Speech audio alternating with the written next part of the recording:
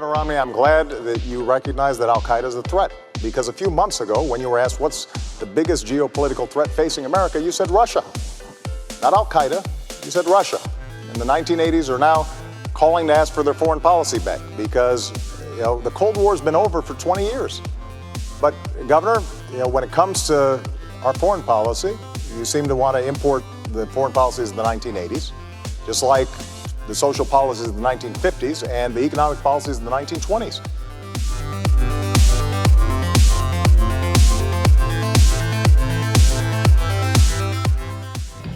Our goal continues to be to send a clear message to Russia or others not to do this to us, because we can do stuff to you. But it is also important for us to do that in a thoughtful, methodical way. Some of it we do publicly. Some of it we will do in a way that they know, but not everybody will. We already have enormous numbers of sanctions against the Russians. The relationship between us and Russia has deteriorated. Our goal continues to be to send a clear message to Russia or others. I also spoke several days ago with President Putin, and my administration has been in daily communication with Russian officials. And we've made clear that they can be part of an international community's effort. However, we are now deeply concerned by reports of military movements taken by the Russian Federation inside of Ukraine. Russia has a historic relationship with Ukraine, including cultural and economic ties, and a military facility in Crimea. But any violation of Ukraine's sovereignty and territorial integrity would be deeply destabilizing. This week, the president himself, Barack Obama, announces his intention to investigate whether Russia interfered with the presidential election, assigning our intelligence agencies to conclude the task before he leaves office. Seriously? Why now, Mr. President? It's time to investigate.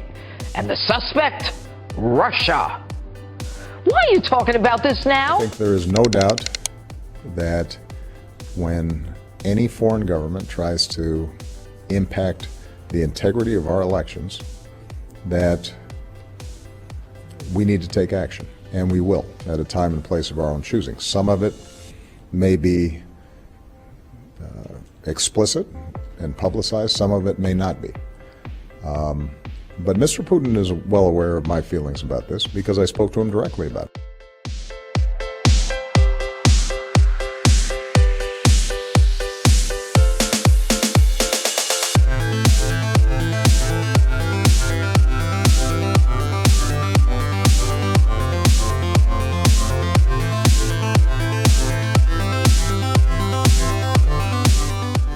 Relations with both leaders of Russia. That goes without saying. President Putin, or former President Putin, now Prime Minister, is considered by many to still be the major string puller, if I could put it that way, in Russia. We know that this vision is threatened by Russia's aggression against Ukraine. It is a brazen assault on the territorial integrity of Ukraine, a sovereign and independent European nation.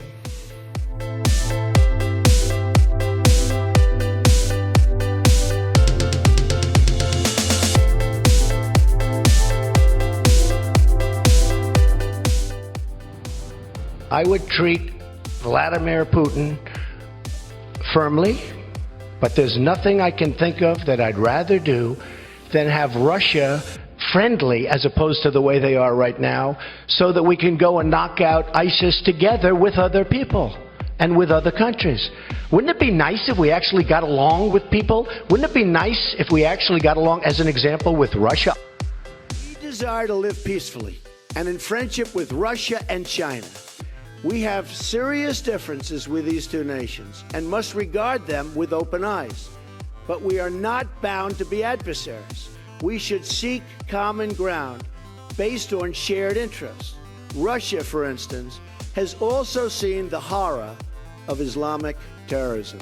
I believe an easing of tensions and improved relations with Russia from a position of strength only is possible, absolutely possible.